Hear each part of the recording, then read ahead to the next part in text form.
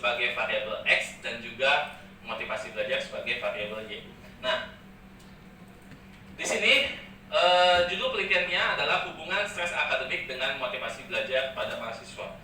Otomatis di sini akan menghasilkan rumusan penelitian yang berbunyi, apakah ada hubungan stres akademik dengan motivasi belajar pada mahasiswa? Nah, rumusan masalah inilah yang akan kita cari jawabannya melalui pengumpulan data dan analisis data. Ya, nah, oke. Nah, sebelum saya lanjut, teman-teman, 80, 60, 95 ini dapat dari mana? Total. Dari total ya, total skor ya pada item pada setiap skala ya. Nah, di sini kita akan menggunakan dua ini dulu ya. Sebelum kita masuk ke uji hipotesis yang terdiri dari regresi, korelasi, dan juga yang lainnya, kita harus melewati uji apa dulu?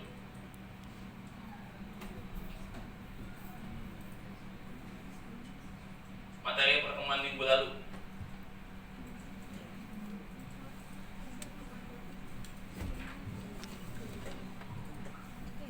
Uji asumsi ya. Yang terdiri dari dua, apa aja?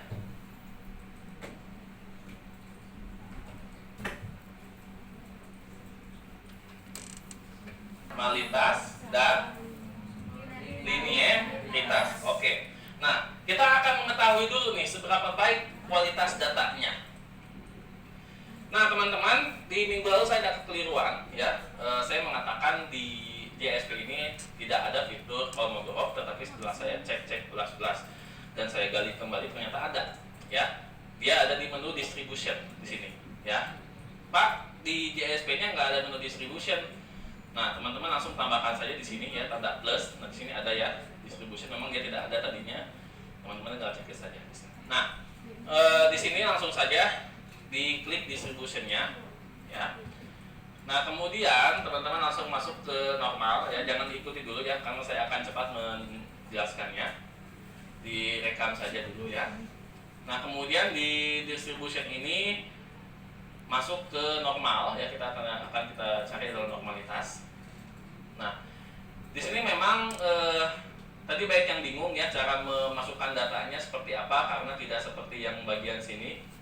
Nah, kalau di bagian deskriptif kan ini ada ya seperti ini. Nah, memang di sini agak membingungkan.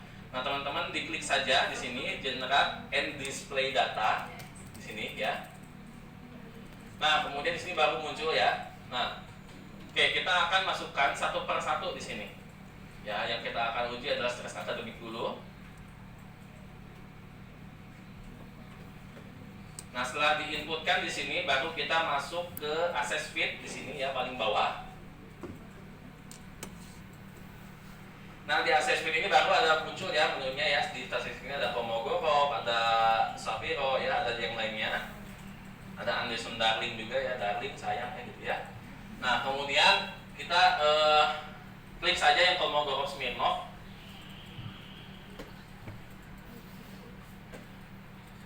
Kira-kira kenapa sih kok saya pilihnya yang Kolmogorov Smirnov ya? Ada yang tahu nggak? Nggak. Ini data responden saya ada 150. Nah, 150 responden. Kenapa sih Pak Regi menggunakan yang Kolmogorov Smirnov?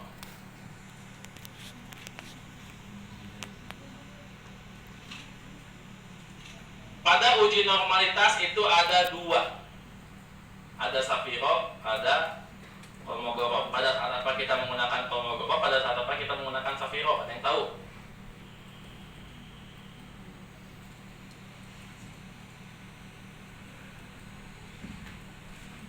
Yang nilainya kurang dari 100 ya. Ketika lebih dari 100 atau sama dengan 100, kita menggunakan Kolmogorov Smirnov. Itu bedanya ya. Silakan ditempel di kepala kalian. Oke. Nah, di sini kita pilih yang Kolmogorov ya. Nah, sini sudah keluar hasilnya. Nah, teman-teman, di sini kita fokus kepada nilai P. Ya.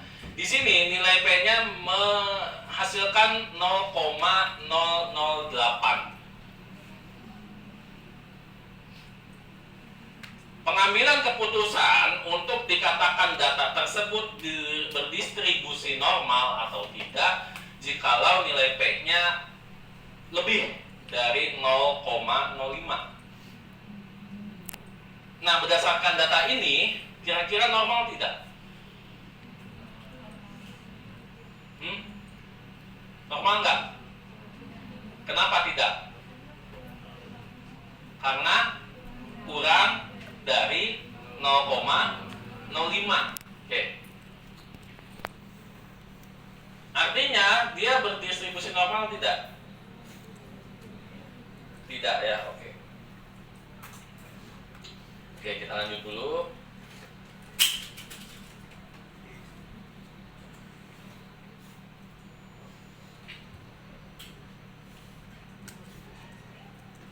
Oke, kemudian untuk motivasi kerja, normal tidak? Normal enggak? Nih, nilainya 0,001. Tidak. Kenapa tidak? Oke, good. Ya. Nah, kita lanjut dulu ke setelah uji normal itu uji apa selanjutnya? Uji linearitas ya. Nah, untuk uji linearitas kita masuk kemana nih?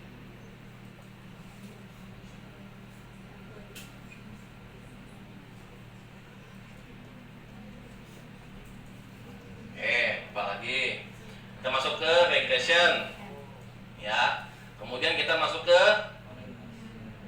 linear ya. Nah, sini kita perlu memasukkan dulu nih stres akademik sebagai variabel X atau variabel independen. Masuk kemana dia? Masuk ke kovariat. Oke, motivasi belajar sebagai variabel dependen masuk kemana? Dependen variabel. Oke,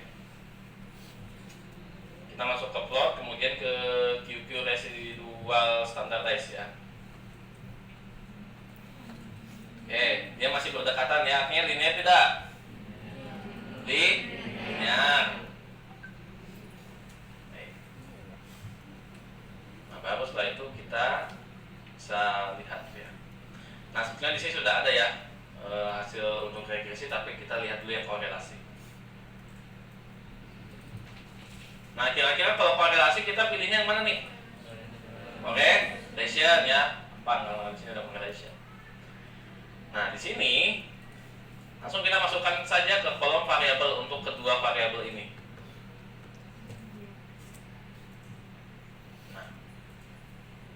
Nah ini.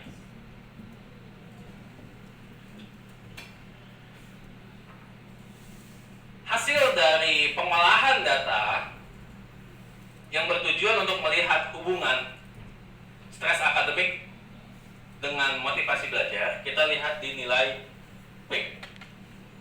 Ya. Di sini nilai P-nya menunjukkan angka 0,004. Dasar pengambilan keputusan untuk dikatakan ada hubungan atau tidaknya jikalau nilai probabilitas atau nilai P-nya itu kurang dari 0,05. Kurang dari ya, bukan lebih dari. Nah, jadi teman-teman perlu untuk mengingat ya, antara batas pengambilan keputusan pada uji asumsi dan uji hipotesis itu berbeda. Nah, di sini nilai P-nya 0,004 kurang dari 0,05. Artinya dia ada hubungan atau tidak? Ada. Kenapa ada? Kurang dari 0,05. Nah, kemudian untuk mengetahui ya korelasinya positif atau negatif, kita lihat di sini. Nah, kita lihat di percent correlation. Di sini percent correlation nilainya adalah 0,231. Nah, ini ada angka minusnya enggak? Tidak ada. Jikalau tidak ada angka minus ya, atau simbol minus ya, maka dia berkorelasi positif. Sudah selesai berarti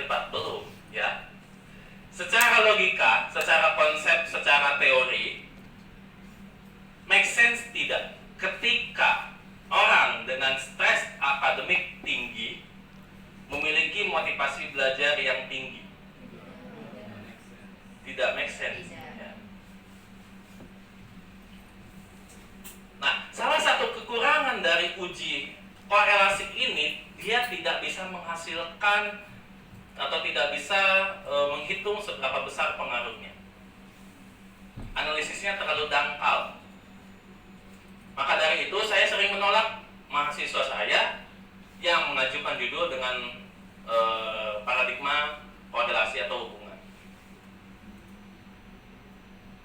Nah, sekarang kita akan bandingkan dengan penggunaan analisis regresi. Nah, ini adalah output dari analisis regresi yang tadi kita masuk ke regression kemudian ke linear, ya, yang tadi untuk menguji linearitas, itu juga.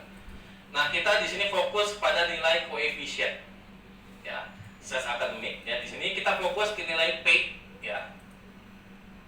Nah, di sini nilai P-nya sama ya dengan si korelasi, ya, 0,004. Kemudian untuk nilai standardized-nya 0,231 juga sama, ya. Nah, di sini kita bisa melihat berapa besar si stress akademik ini memiliki hubungan dengan si motivasi belajar.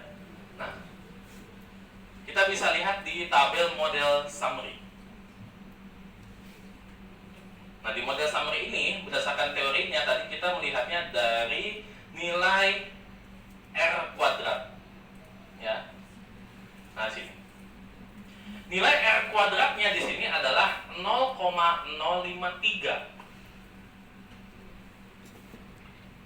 Dikalikan 100 berapa?